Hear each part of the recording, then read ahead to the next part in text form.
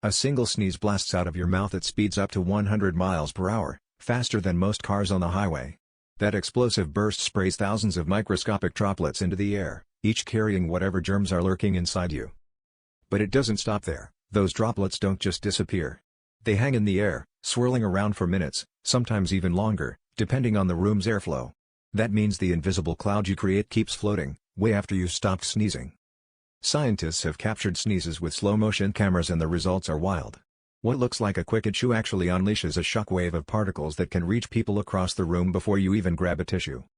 So next time someone sneezes, remember, you're not just hearing a noise, you're witnessing a high-speed launch of thousands of tiny travelers, suspended in the air, all around you.